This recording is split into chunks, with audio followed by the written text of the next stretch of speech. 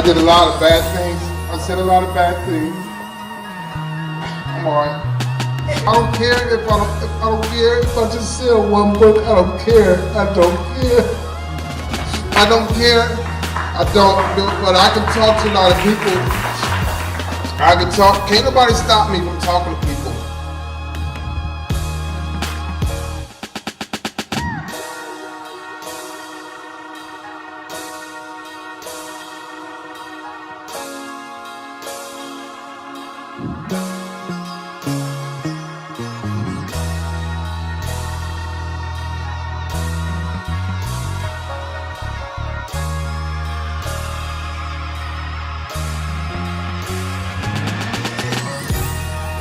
My heart is for reentry and for people to have a second chance, another opportunity. I believe that's what Christ has done for us in giving us another life if we believe in him. So, long story short, you have a comeback story that's unbelievable. I need you to talk about that because so many people need to hear it. Okay. Some of the traumatic things that you experienced in your early childhood. Well, George, the first thing, there were quite a few, but the first thing that happened, I lost my virginity at 8 due to my babysitter. A lady, well, she was about 7 years older than I was, a lady that my mother trusted. Having sex with her often really changed me, as it would probably change anybody, and it made me a dark, dysfunctional, devious, evil little kid, and I went down this downward spiral for a long time, and I never corrected it. I never fixed it. So that's why we have issues later on in life, because we never fixed the little kid inside of us. From that point on, I had a different outlook about women. I didn't respect women. I became verbally abusive to women, and it felt good to me because I was acting out what my babysitter had did to me. I had dove deeply into porn by 8 years old, and it didn't stop for many years. The outlook I had on women, like I say, I didn't respect them. I was verbally abusive to them. I looked at women as just sex objects. I didn't want to be that person, but my innocence and my virginity was taken from me. So I was exposed to demons at that point and for a long time. And my belief in God went away. As wrong as it was what she did to me, I liked it. And so I started believing in the devil because he was giving me what I thought he was giving me, what I needed and what I wanted. And it filled a lot of voids. And so I stayed on that dark path for a long time, not only physically, but mentally. And I didn't have respect for women. Only person I had respect for was my mother, but she wasn't there for me. So the visions of that woman that molested me stayed with me for a long time. That never went away, and I still manage it to this day. So that's why I understand when women are raped and things like that or molested, I know what they're going through because I went through it from a young man's perspective. Being addicted to porn, not being able to concentrate in school because I'm in elementary school thinking about the porn movies that I was watching at home. So that affected me later on mentally as far as my knowledge base. Was I able to learn? Yeah. Did I want to learn? No, it wasn't important to me because learning didn't give me a desire. It didn't fulfill a sexual desire. But the porn did. And I'm glad you're candid and really talking about some things that help other people. I heard a wise man once say the only time you should look down on somebody is when you're trying to help them up. And so, no one that's watching this can look down on you or me for the background that we have and some of the things that we've done. Talk about your mother a little bit. I know there's some trauma in that and some of the things you saw in your childhood. Okay, so my parents, and this is why I had become so dysfunctional in my relationships. My parents got divorced when I was 11. In Cleveland, when you graduate from the 6th grade, it's an actual graduation. They have a ceremony, and you go into junior high school. Neither one of my parents came to my 6th grade graduation. I didn't think anything of it, right? I leave home that morning. I put on I had a leisure suit. You remember the 2-piece suits? It was sky blue and I had a beige turtleneck. So I go to elementary school, and then it's called a clap out, where the 6th graders walk through the school and out and go home, where the 5th graders below they line the hallways and they clap in the clap out. So we're moving forward into the 7th grade. I get home, and this is when my life changed again drastically. I get home and I see something on our front lawn. So the corner that I turn to head to my house is about maybe 100 yards. I see garbage in our front yard, and I knew we had taken the garbage out the day before. It should have been gone. Well, I get to the house and it wasn't garbage. It was our furniture. It was our beds. It was our washer and dryer. It was our curtains. It was the dog that we had. It was a fish tank that we had. And it was also my brother, my sister, and mother. And I said, what's going on? And they said, we have to move. So I'm like, okay, we have to move. Cool, we're moving. I make a right turn to go in the house. My brother grabbed me. He said, no, you can't go back in there. And I said, why not? He said, we got evicted. So I break down and start crying. And only reason I knew we got evicted, because first he told me, and second he said, look on the door. And I looked. Back then, when you get evicted, they put a big red sticker on your door of your house. Front door, side door. And I read it, and it said evicted. That's when my parents had gotten divorced. Divorce was in progress, and my mother couldn't afford the house. So the court system deemed my mother unfit. That day, that moment, I grabbed the buggy, which my clothes were already in. Remember those buggies that had the 2 wheels on it? It's a grocery buggy. I'm pulling mine. My sister's pulling hers. My brother and my mother pulling theirs. We walk about maybe a mile, and we stop on the street corner, Coit and Alder. This is in East Cleveland, Ohio. And my mother said, and I didn't know where we were going. I thought we were going to a house. My mother said, okay, my nickname is Double O. Okay, Double O, you going over Irene's house. And I said, Ma, who is Irene? She said, my mother worked at a bar. She was a bartender. The lady that works with me, so you're going to move with her. I didn't even know Irene. And I said, where are you and Donnie going, my brother? We're going to move in the hotel. They lived in a hotel. And I said, where's my sister? Me and my sister are 10 months and 27 days apart, something like that. She's going to live with Irene's daughter. So we went in 3 different directions. And I'm walking, like, no big deal. That gave me anger issues. I love my mother to death. I was bitter because she lost her house. I wasn't even bitter about my father leaving because I loved him and I knew I would see him again. But at this point, I didn't know. My father didn't even know we were homeless. Prior to us leaving the house, losing the house, I knew something was wrong because for months, for weeks and months, we didn't have water. We didn't have electricity. We didn't have gas. We didn't have a telephone. We didn't have any food. We would connect the hose from our neighbor's house to our house just to have water. We would connect an extension cord from our neighbor's house to our house just to have electricity. We had to take baths in pots. We had to put the pots on the hot stove, heat it up.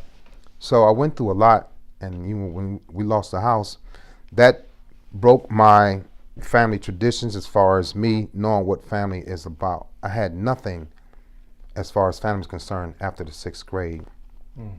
Moving forward, living with Irene after about a year, things got better, but it got worse because we had to go to court. Me and my sister with my father determined if we were going to live with my father or if we were going to foster care. We went to court, and for a long time I hated white lawyers.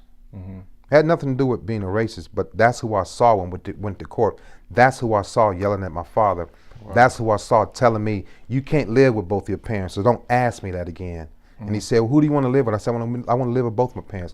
You cannot live with both your parents and get divorced, and he banged on the table. So don't ask me that again. So I had a real deep hatred for lawyers. And it wasn't about a black and white thing, it's just lawyers.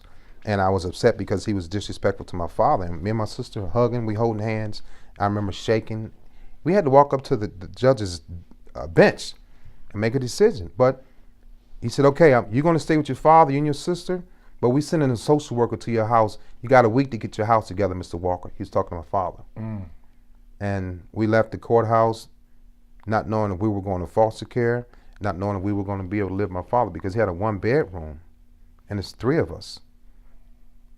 So we wound up, the social worker came to the house. She went through. Luckily, My father lived in a house that had an apartment right next door. All you had to do was open the door, and it led to the next apartment, which was my uncle's apartment. My uncle left the house that day, so the social worker thought we had a 2-bedroom apartment with 2 kitchens, 2 dining rooms. We didn't. We had a 1-bedroom apartment, 1 kitchen and a dining room. That was it. But she thought it was combined, or she thought it was 2.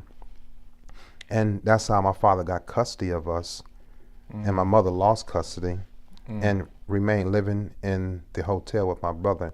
And I didn't see my mother and brother for a long time after that.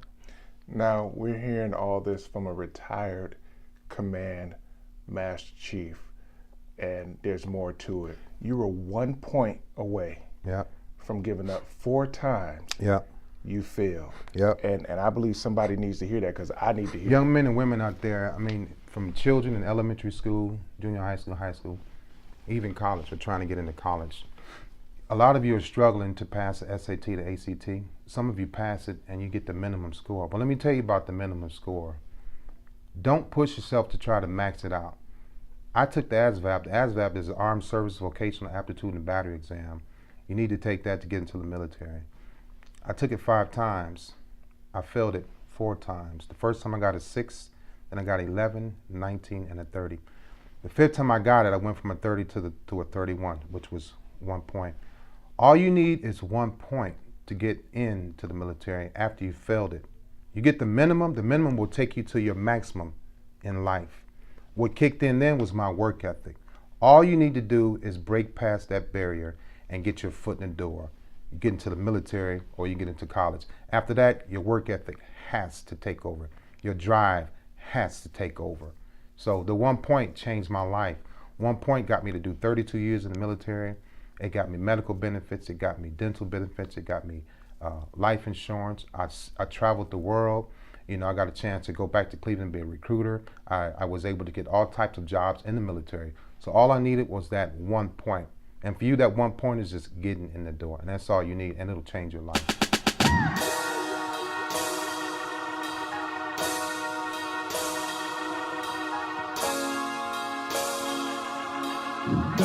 We need to talk about how the mistakes of your past almost compromise the promise of your future. Okay, Joe, so I've accomplished a lot in my Navy career. I mean, a lot of things I never thought that I could do. You know, I was sailor year, I was recruiter year, things like that.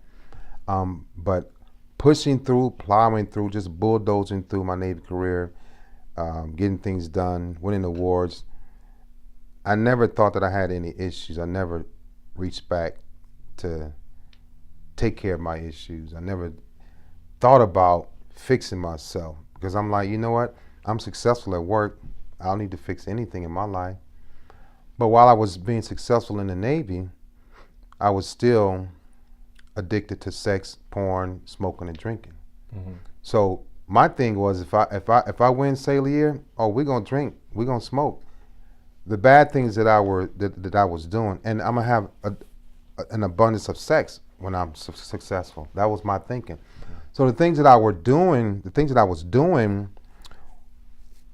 with reference to work, I was treating myself. Once I won recruiter year, I get trophies, right? That wasn't enough. That didn't feed my demons. What fed my demons was like, okay, we have a sailor year banquet. Let's go after that. Let's get out of here. Let's go drink. Let's go find the women. And I called them other words. Let's go find them. And they weren't hard to find in Cleveland. You see, Cleveland is a military town. It's very patriotic. So I blame the job and I blame Cleveland on the monster that they created. So that I wouldn't have any guilt when I got caught. It's not my fault. How could y'all blame me for having all these women, for having all this sex, for drinking all this stuff and drinking under the influence? How can y'all blame me when it's the devil's fault? I'm not the devil, but the devil is in me. So I push that off on the devil, and I push it off on recruiting because they allowed me to drink under the influence. The blame game. Yeah. Okay. So in recruiting, when you're doing good, this is back in the 90s. When you're doing good, you can do whatever you want to do. Because we had to have African American recruiters in Cleveland, and it was a few of us. And out of the few, I was the number one guy. Not bragging or anything, but I used that against people that were trying to correct me, right? My deficiencies. To me, my drinking wasn't a deficiency. It was my treat. It was me taking care of myself. To me, having excessive women wasn't a deficiency. It was me taking care of myself. It was me rewarding myself, right? So, early 90s, I was recruited a year, cocky, arrogant. I decided one day, a friend of mine said, man, you're going too fast. I need to admit you to the hospital. You have a sex problem. You have a drinking problem. No, I don't. I said, you know what, matter of fact, let's do this. He said, I'm going to bring you a woman that I think you like, slow you down. So he introduced me to a lady, very nice, had morals, which I didn't have, but it couldn't slow me down. It didn't slow me down. So I got engaged. I said, you know what, I'm going to change my ways, right? When I tell you young men out there, you want to change your ways, you have to start within. You can't just say you're going to change your ways because you met somebody nice, somebody new. It starts within. If you don't change yourself within, you're not going to change. So I didn't change myself within. I just said, you know what, I'm going to give it a shot. I didn't even try to change myself. So we were engaged, and there was another young lady that I knew I grew up with. She started calling me at work. Hey, come over, I want to have sex. And so I started going. And I'm engaged, and she had a boyfriend. When he wasn't there, she called me over. I did this, and then one day she called me, she said, I'm pregnant. And the words right out of my mouth, I'm like, you better tell your boyfriend, because that ain't my baby. And I'm about to get married. That's when she flipped and got mad. And I said, well, you know, you need to get an abortion. So she looked up what it cost to get an abortion. It was $600. I took her the money over there to get an abortion. She called me a week later, and she said, you can come and get this money. I'm not getting an abortion. I almost lost my mind because I'm like trying to change my ways, about to get married. Now she's pregnant. But there's a twist to the story. I got married, and my wife was pregnant too at the same time. So at the time, my wife, we had a daughter. She was stillborn. And the girl that I got pregnant had the baby, which is now my daughter. For probably 4 or 5 years, I didn't see my daughter because I was in denial. I transferred from Cleveland to Virginia. Once she got pregnant, she had the baby. She was from Cleveland, and she went to Millington, Tennessee, and had the baby. They went to her family reunion. The hospital called me because she gave my number. I was at work and said, hey, Petty Officer Walker at the time, this lady said that this baby is yours. Now in the Navy, when you have a wife and kids, you have a thing called a page 2. You put them on your page 2 to cover them for medical, dental, life insurance. The doctor said, are you going to put her on your page 2? I said, no, that ain't my daughter. He said, we got proof that it's your daughter, whatever. And I hung up the phone. He called back, I hung up the phone. This is a lieutenant commander. He's a very senior medical officer in the Navy in Millington, Tennessee, Memphis, Tennessee. He called back and I hung up. He called the headquarters in Columbus, the recruiting headquarters in Columbus, and told them that I refused to put my daughter on my page 2, which I did, but I didn't think that it was my daughter. She was my daughter. I didn't see her. I didn't know. Because when the girl and I were having sex, she had a boyfriend. I was engaged. So I'm like, chances are it's not my baby. But she knew. Master Chief, Command Master Chief, talk to me, man. This has got to be our last segment for now, because I think we have so much that we may have to do a part 2. We have to talk about how we met. I need you to tell the story because you can tell it better than I can. Please just expound, let loose, let them know how we met. Okay, so June, and I remember the day specifically. June 6th of 2016, I was going to the barbershop to get my beard trimmed up. And I sat in a chair, and you just started cutting. And you had some heavy stuff on your mind that day because you had started talking about the legacy reentry. Yeah. And so Bug was sitting across from me, he was walking around, and you were talking to him. You know, there was some sports on the TV. I can hear the radio going. And you said, man, I'm trying to find some people that can talk to some people. I'm trying to get these people off the street, get people jobs, get them, you know, to rehabilitated. You know, if they just got out of jail, I'm trying to get them back into school and things like that, trying to help them out.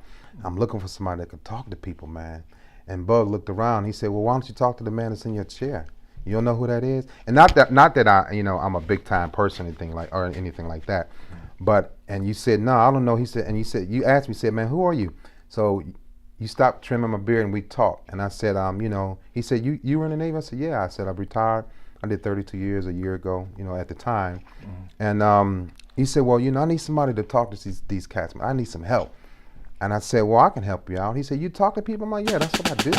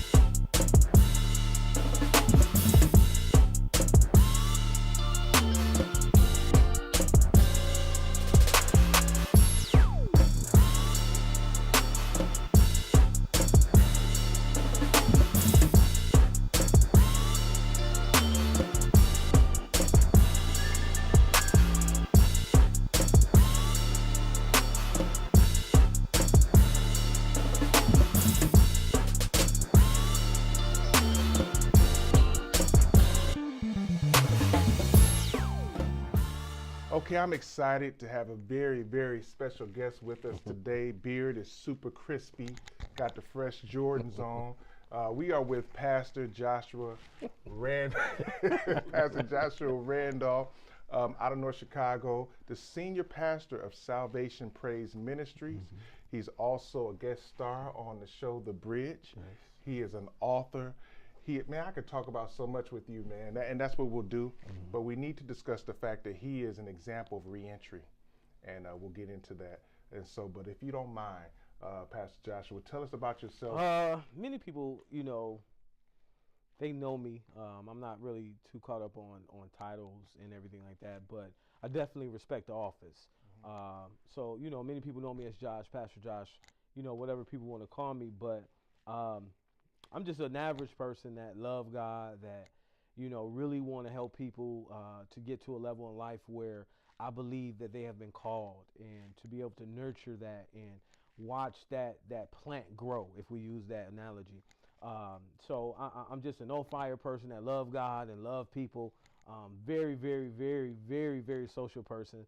My wife calls me Friendly Freddy. That's the name she gives me, Friendly Freddy, because I socialize a lot. But I believe that God gave me that gift to be able to, intertwine or engage with people in a way where it'll get them to let down that wall, so that we can really get into some real conversation. So I been pastoring for 6 years now. 6 years? Is it 6 years? Pastoring for 7 years, but pastoring my own ministry for 6 years. And loving it. Sharon Epps had put up a video of you with some young men. Okay, I remember. And had them all spread, out, and you were speaking into their lives, which is what you do so well, to motivate people to speak into their lives with the love of God. And I want you to talk about that moment, because in this generation, we have a lot of millennials who deal with reentry, addiction, coming out of jail, and we're in that holiday season where people commit suicide and get depressed. How is it that you build people up to keep momentum and to keep moving? And I also want to talk to you about the fact that you yourself have had trials and tribulations, but you kept moving. But in that picture, give us a vision of what happened there with those young men and women, and how you built them up. What were you saying to them? Man, I was saying, God had me saying what I wanted somebody to say to me. Coming up, coming up in a two. If we just go in this direction, coming up in a 2-parent household, mom was, I'm a mama's boy. Always been a mama's boy. Always will be a mama's boy. To the day I die. And, having a father, and I love my father. My father was very strict, though, growing up. So a lot of things I wasn't privileged to, or I didn't experience until I got out of my father's house. And when I got out of my father's house, that's when I started experiencing different things. I started experiencing drugs, alcohol, the street life, and everything like that. And I fell in love with it, because I was neglected from it or sheltered from it. And when I saw it, I'm like, wow, I've been missing this. I'm about to really turn up. And in those times and years as they passed by, and I began to experience not only the excitement of living in the world, but also the downfall of it.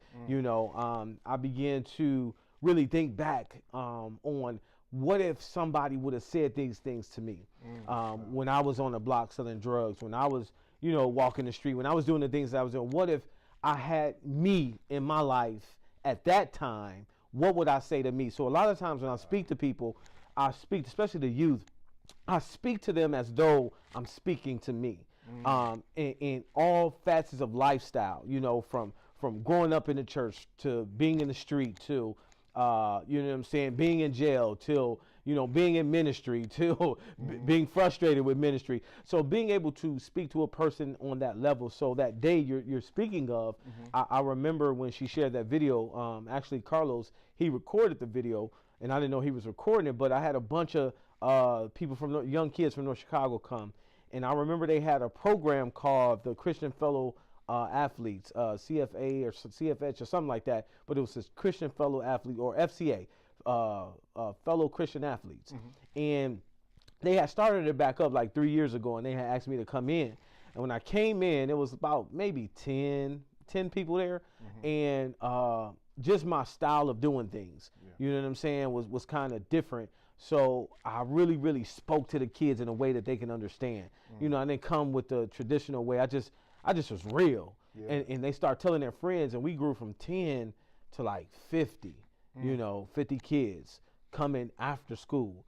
And a few of those kids was actually there, at the church, and being able to speak to them in that time. I knew a lot of them was ready to go to college. So I really wanted to just get them focused and let them know, and to speak life into them, if that makes sense. To really get them to know that, man, you're worth something.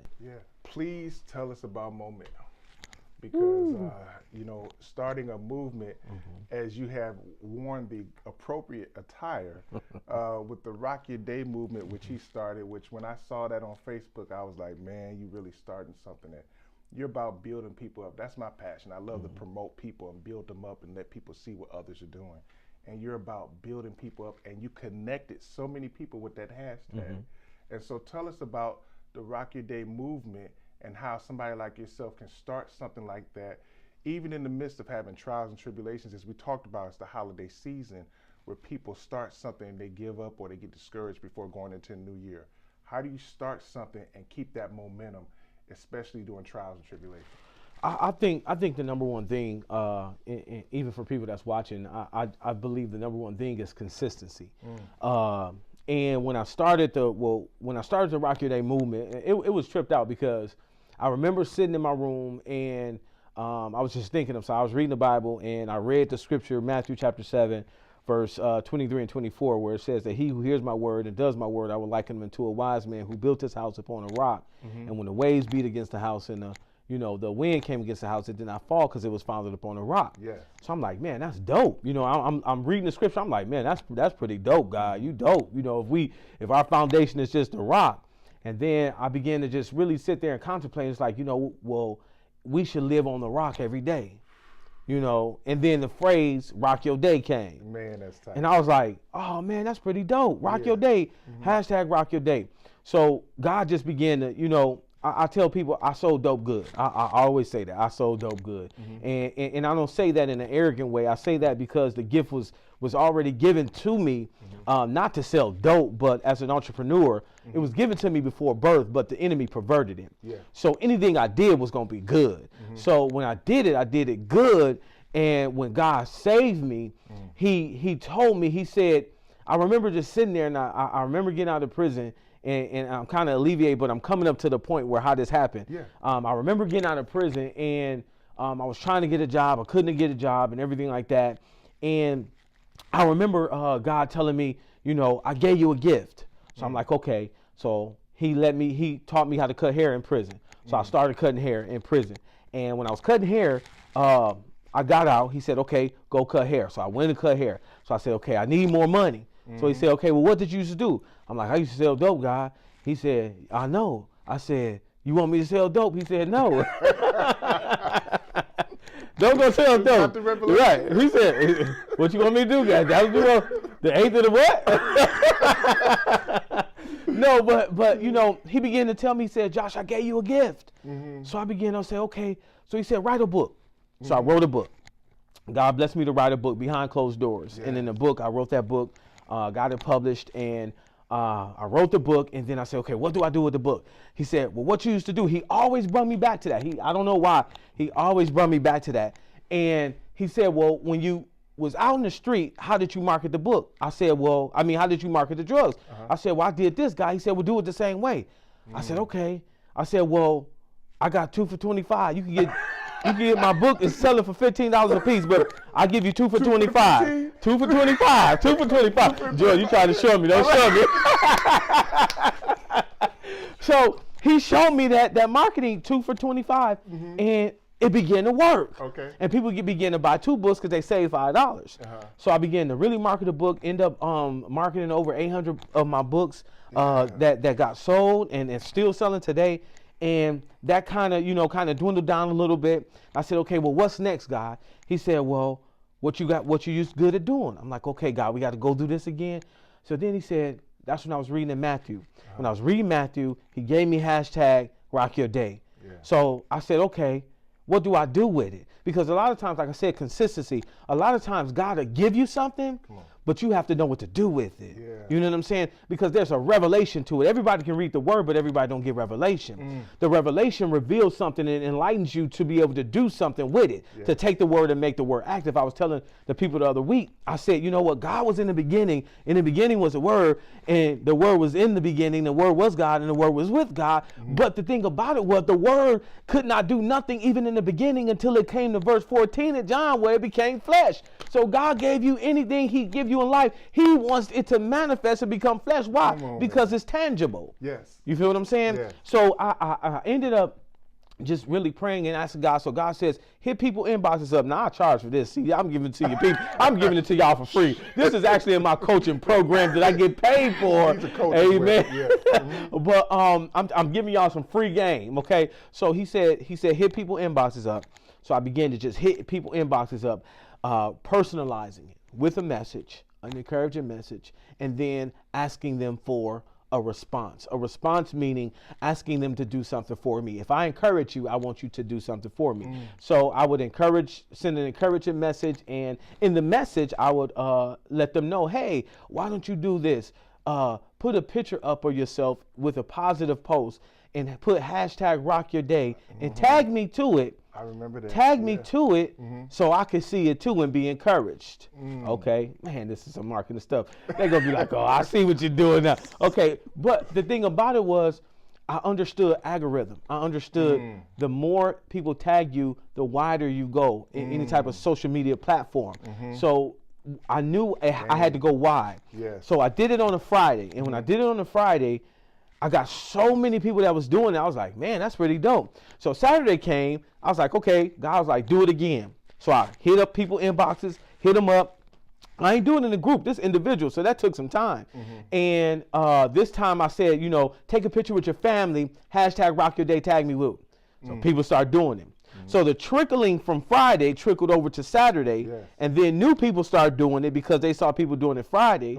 So then Sunday, went to church. I said, God says, okay, I want everybody in church takes a selfie with somebody, hashtag rock your day, we living on the rock or something like that. And people start seeing it. So Sunday, it was going to be the last day. So I hit people inbox and say, hey, the Bulls 3-peated. Let's 3-peat with rock your day. It's a positive movement. People are being encouraged. So people were doing it. Monday happened. I woke up Monday and people still was doing it. So I'm like, and then I looked and it was trending. Rock Your Day was trending in this area.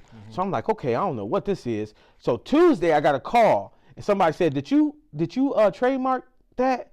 I was like, no. I said, it's just something I did over the weekend. They said, well, you need to trademark it. I ain't pay no attention. Wednesday came, I got 3 more calls. People asked did I trademark. I said, you know what? I'm actually about to do it right now. So I hit LegalZoom up, got the paperwork started, went to the t-shirt shop, got a sweater, had hashtag Rock Your Day on it. It's a movement. Put it on social media with the sweater. Hey, I got sweaters for sale for anybody that want to do the Rock Your Day movement, and it blew up. Man, it blew up. Listen, if you didn't hear all that he just said, let me just summarize a little bit of it. You can still dance just with a different partner. Woo. He's speaking on entrepreneurship and gave us so much game, algorithms, and all the things you can do. Let me just say this. If somebody is an entrepreneur or has that mindset and you come out the streets, it's the same thing, but you're doing it in a different way. Yes. You think about Jesus had disciples. They used to fish. He didn't tell them to stop fishing. He said, I'll make you fishers of men. Yes. And so it's just the same dance, a different partner. Could you explain to us, especially again in this season where people give up, in this holiday season where people have so much and they forget that? Can you talk to us about keeping that momentum, that movement? What was the struggle? It gets hard. It definitely does. I can't lie and say that it's been easy or it's even easy. We all go through things in life. We all have struggles. We all go through difficulties. A lot of times people can make the mistake of seeing the lights on. They can see the lights on. They can see the illumination of the light, but they don't understand when the lights go off, where am I? Where am I in the midst of the darkness? I love when Micah says this, and it's very encouraging. He says, don't rejoice over me, my enemy, for when I sin in darkness, the Lord will be a light to me. But a lot of times you will hear that scripture and you know what I'm saying, you will emulate it to being, okay, that's a powerful scripture, but I looked at it a little different. I looked at it in saying that Micah understood that I'm going to go through some dark times. I'm going to go through some hard times, but God is my light, but it doesn't eliminate the fact that I still go through some dark times. And a lot of times people, especially when they see pastors or they see people doing things like you're doing and they see the glory side of it, they see people commenting, they see people liking, they see people responding. But what you don't see is the knives that we have to take out of our bags daily. What you don't see is the mental things that a person that's put on a pedestal or have any type of influence go through. You know, one of the things that I battle with, and I'm one of the people that I don't mind being naked in front of individuals. I don't mind showing my weaknesses in front of individuals because I believe that helps people. And I know one of the things that I've struggled with in life is hearing so many people say so many good things about you, but when you hear that one bad thing, it's battling with that. It's battling with the bad thing. You know, you can have 1,000 people that say good things about you, but when you hear that one bad thing, and the bad thing may not even be true, but you wrestle with that. And see, these are some of the things that the broken vessels. The Bible says we have these earthen treasures in broken vessels. Yes. That's the broken vessels in many of us, and many people don't understand that you know, I gotta pray daily. You know what I'm saying? Yeah. Even as tell people I'm a pastor, but y'all still pray for me because I know Josh. Yeah. You know what I'm saying? Yeah. I know Josh, and Josh every day is trying to get up. Josh every day is trying to arise. Josh every day is trying to come back and say, hey, let me get one day. Yeah. Give me what was that movie called? Hall Pass. Give me a Hall Pass. But I know that I can't, you know what I'm saying? Because it's more detrimental to others. So when you're dealing with holiday seasons as a pastor, you're dealing with holiday seasons. So, you know, you have depression that's on the rise. You have suicide that's on the rise. You have a lot of things that's on the rise. It's being able to just enlighten people, encourage people, and the best thing we could do is listen. Listen to people, because a lot of times a person can talk their own way to their deliverance. My brother, we have so much in common. One of the things that we have in common, as I said before, I love to build people up and to promote other people. And you love to pour into people and to build them up, of course, with the love of God. Right. And you do that so well. You don't tear people down. That's what I love about you. I never see you tearing anybody down.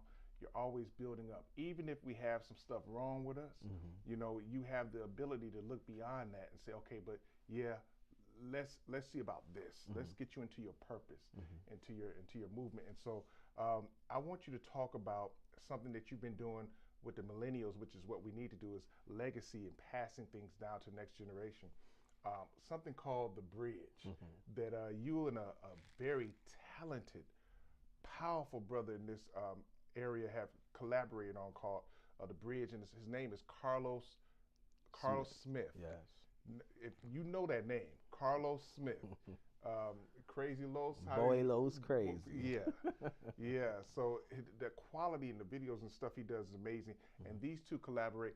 Please tell us about that and how you're building up the next generation by using that series. It's amazing how God orchestrates things. I remember being in a barbershop and Carlos came in and he was just amazed of the Rock Your Day movement, and you know, he just basically said something that really stuck out to me. He said, you know, it's amazing how you're taking pop culture in church and making God, you're connecting them together, you're bridging them together, and you're making God cool or look cool. You know, and that really stuck with me. And I remember doing a song with my cousin, and when I did the song, I was trying to find somebody to do the video for, and Carlos came up. And when Carlos did the video for me, we really sat down and we talked, and we said, you know what, we could come up with something that's really correlating with the message that I'm speaking, but at the same time being something that's positive, but really talking about real life issues. And that's when we came up with The Bridge, you know, because you're taking pop culture and God and you're bridging the gap. So you're making God cool, and it's not watering God down. It's just making him more approachable. You know what I'm saying? I can relate to him. So we came up with a series called The Bridge, and you can find it on YouTube, The Bridge web series. You can look it up. Our first season, we did over 100-some thousand views, which is actually amazing. And we just had a group of young kids, you know, teenagers, mid-20s, early 20s or teens, and we were able to help them and develop them. And it's amazing how we work with them and, you know, poured into their lives. And a lot of these kids was kind of troubled kids. Not all of them, but some of them were troubled kids. Even some of them came to us and said, if we hadn't been in The Bridge, we don't know where we would be. We probably would have been in some trouble or everything like that. So we pulled a lot of people out of some situations where they could have been involved in other things. Don't let anybody box you up and tell you what you can't do. You have a gift, you have a calling. Use that unique you and that niche to go reach somebody and be outside the box with them. Talk to them in their language. Do it like he's doing. He is a real guy, real person, and he's using his real gifts to reach real people. So if you want to break down, man, where we were talking about that scripture and that analogy, give me that analogy again, man. Give it to me again. We were having an awesome time during break. I mean, just the scripture that you talked about, Paul said it in 1 Corinthians chapter 9. He was talking about that, you know, just becoming all things to all men that I may win some, not watering down my belief system. Keeping a strong belief system, but understanding that I'm not compromising, but I'm becoming flexible. I'm becoming flexible in the aspect where I want to reach who God called me to reach. Because I understand, and one thing we were talking about, you know, how sometimes we have a tendency of tearing people down. And the body of Christ has to be built. The kingdom of God has to be built. And anything that you do has to be built. And we understand building takes longer than tearing down. Just the way the body works. The body works. And we use this subconsciously. I didn't think about sitting down. I sat down subconsciously. My legs knew to bend. My legs knew that my feet had to place itself first in order for my legs to bend, and my butt knew it had to arch itself. My back knew I could lay back. My hands knew I could come up here and relax. My body's working together. But what happens is a lot of times we get mad because everybody ain't doing it like I'm doing it. You ain't moving like, but I wasn't designed to move like you move. We have to come into agreement with one another. It didn't say we have to believe the same way. It didn't say we have to believe the same way. You may get a theological insight or revelation different from me, but guess what? It don't matter as long as we know Jesus is Lord. Come on, man, look. You know what I'm saying? Stop. I want you, because that's what your ministry does. You restore people, you build people up. Fitting name, salvation. You are a person that, you know, you're helping to convert this community. How do we get in touch with you? How does somebody who's excited about what you're talking about, encourage and even support you? We hold service at the Falls Park Community Center in North Chicago, 1730 Lewis Avenue, 60064, every Sunday from 10:30 to 12:30. Not your traditional service. We're kind of out the box. I preach in J's, jeans, and t-shirts. That's just me. You could come as you are. If you want to wear a suit, you definitely can. If you want to come in jeans, joggers, whatever the case may be, we definitely there, not for your outer, but for your inner. We really want to deal with your inner.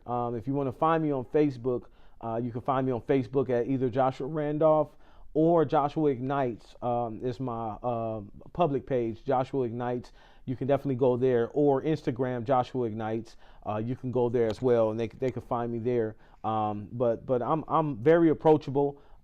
Even if I'm not your pastor, it really doesn't matter. I'm a man of God first. I'm a child of God first. The pastoring, that's what God called me to. That's an office He called me to. But I believe that the Bible told us to do the work of an evangelist. I believe that anytime somebody comes into your life, that you are to evangelize that person or build that person up, encourage that person. And I'll say this, before, the segment in, I'll just share this, just sharing my heart with somebody. So I really feel that somebody really needs to hear this, is the fact that anytime you go through things in life, you're always going through things in life for a purpose and a reason. The Bible talks about how, and we know that all things work together for the good to those who love God, to those who are called according to His purpose. The key verse is that is and we know. So that means the bad things, the tough things, the trouble things. And the reason is because you're going to meet somebody that's in the stage that you were. And when God brings you out, you're going to be able to bring them out because they're in your now state. And I shared this before on Facebook, that your now is very important, but it's not important. It's not as important to you as it is to the person that's coming behind you. Because God's going to bring you out of your now because He's Alpha and He's Omega. But the thing about it is you have to understand that you have to go through your now so that somebody else, when they come to your now, you have already been through that. So now you have the pathway to bring them through. You are the light that God is using to be able to bring somebody to a place that they may not have met had you not went through it. You need to speak to yourself. I had to speak to myself from being abused at 5 years old, from being molested at 5 years old, from struggling with pornography, from struggling with addictions, from struggling with mental battles, from struggling with thoughts of suicide in my life before, from going through wanting to give up, even in ministry before. So it's being able to really talk to somebody and let somebody know I'm real, that I'm real. I'm not this person who have made it and said that I got it all together. No, God is still dealing with me. We're graced to do things that we're doing. Yes. God has graced us for this, meaning that it matters not. I didn't go to school for this. It's not, my qualifications doesn't add up to this. I'm graced for this, but after the grace, when you see the grace, I still have to get before God, and God got to deal with me, and He deals with me for a reason so that I can go back and speak to me. And what do I mean by speaking to me? Speaking to somebody that may be struggling with pornography. Even though I don't struggle with that anymore, guess what? I've been through that, so I can speak to him. I can speak to the Josh that struggled through that. I can speak to the Josh that struggled with marijuana. I can speak to the Josh that ran the streets. I can speak to the Josh that wanted to give up. I can speak to the Josh that was molested. I can speak because you're speaking to yourself. Yes. Because God is in all of us, and is being able to speak to you so somebody can change for the betterment. And when they change, guess what? A change reaction happens. You create a disciple cycle, and disciples are being cycled because of you. Okay. On behalf of Legacy Reentry Foundation, Reentry Uncut, this is an example of reentry, what he's come out of, and what he displays to you right now is what's needed, not only in our community, not only in society in general, but in our homes, in our families, as individuals. We need this kind of momentum and this kind of movement. Amen. Pastor Joshua, man, I'm not even finna shake your hand right now because you got too much on you, bro. Praise God. And I know it can be hard going through a tragedy like this, losing someone close to you. I know it can be hard, especially in the way that it went. But one thing we have to do, children, we have to make sure we know anything that you all let us know.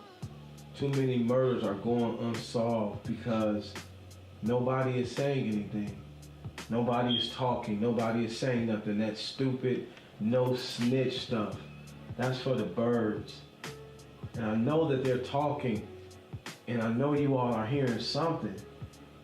And we need to know. That's the reason I brung Detective Mason. So we can find out some answers. So that B's death won't be in vain. I'm preparing his funeral.